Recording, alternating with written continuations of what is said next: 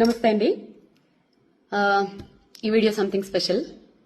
నేను ఇప్పుడు మ్యూజిషియన్ వీణా శ్రీవాణి కింద ఈ వీడియో చేయట్లేదు.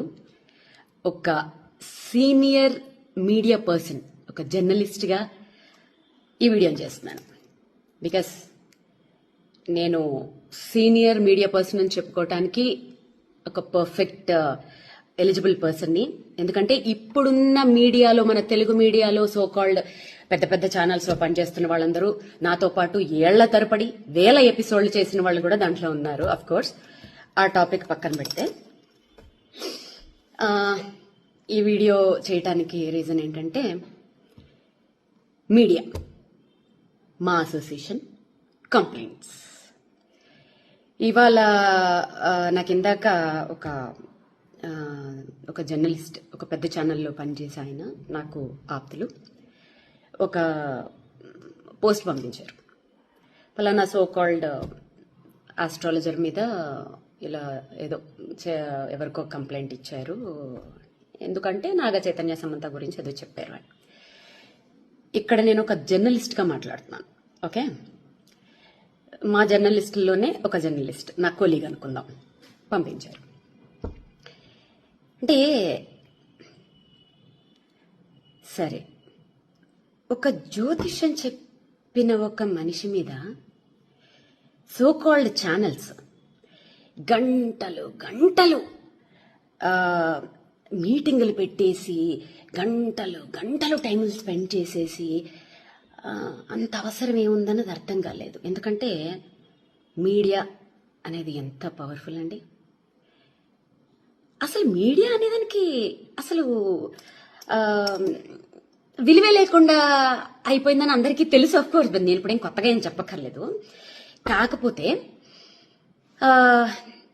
ఒకప్పుడు, అంటే నేను పనిచేసిన టైంలో జర్నలిస్ట్ అని చెప్పుకోవాలంటే ఖచ్చితంగా జర్నలిజం పాస్ అయి ఉంటేనే జర్నలిస్ట్ అని చెప్పుకోవచ్చు. ఇప్పుడు ఒక 2 ఇంటర్వ్యూలు చేసేస్తే చాలు జర్నలిస్ట్లే. ఆ లెక్కను చూసుకుంటే నేను సూపర్ జర్నలిస్టులు. ఎందుకంటే వందల ఇంటర్వ్యూలు తీసేసుకున్నాను, వేల ఎపిసోడ్లు చేసేసాను. సో కాబట్టి ఈ జర్నలిస్టులందరూ నా కొలీగ్స్ జర్నలిస్టులు. ఇప్పుడు స్ట్రైట్ ఫార్వర్డ్ గా అడుగుతున్నాను. ఈ పలానా జ్యోతిష్యం చెప్పారు, పలానా వాడెవడో టమాటా కూరలో ఉప్పు ఎక్కువ వేసాడు, ఇంకెవడో ఏదో చేశాడు, ఇవి పక్కన పెడితే నేను పేర్లు తీయకూడదు అనుకుంటున్నాను, కానీ తీస్తున్నాను.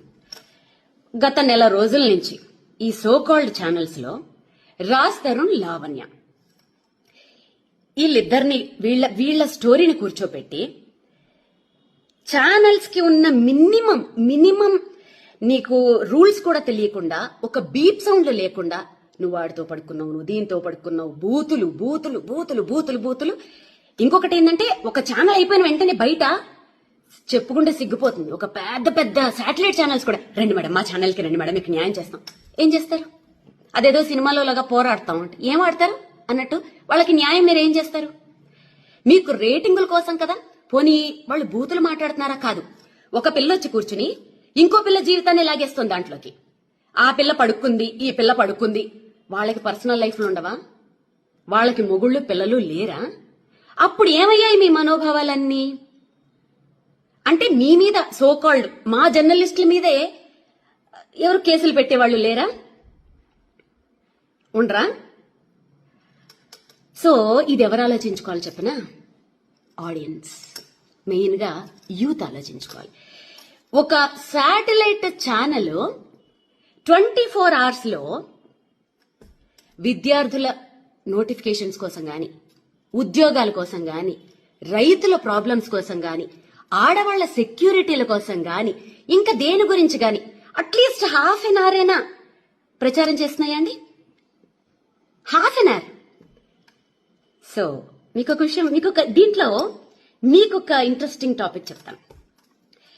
మా జర్నలిస్టులలో, మా కొలీగ్స్ లో ఒక్క జర్నలిస్ట్ ని మీరేమన్నా అని చూడండి, తేనెటీగ మీద రాయి పడితే ఎలా ఉంటుంది తెలుసా? అలా వచ్చేస్తారు. ఆ యూనిటీ మీలో ఉండాలి.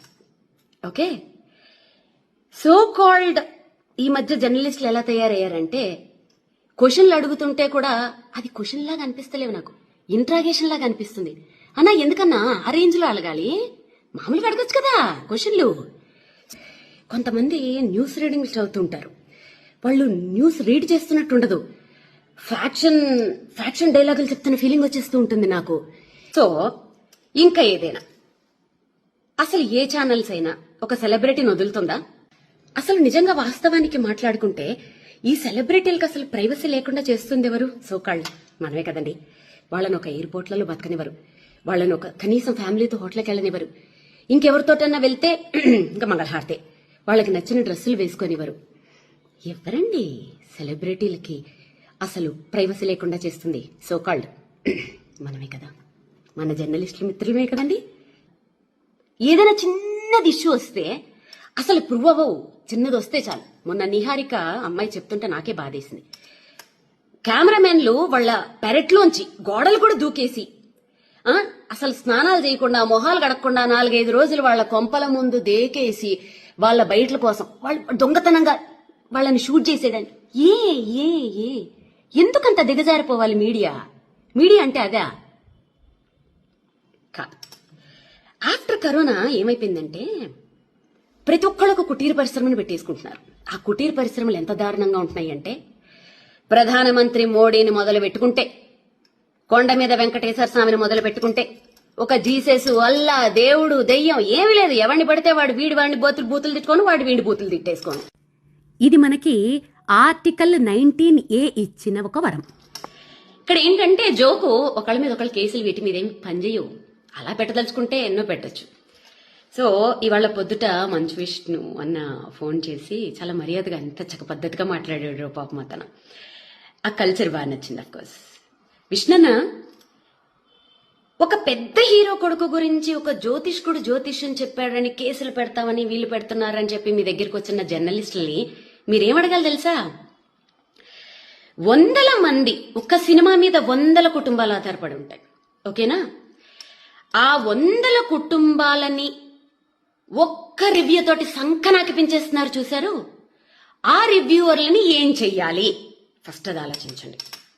దాంట్లో మా జర్నలిస్టులు కూడా ఉండొచ్చు, తప్పేం లేదు. ఎవరినన్నా ఏమైనా చేసి పర్వాలేదు.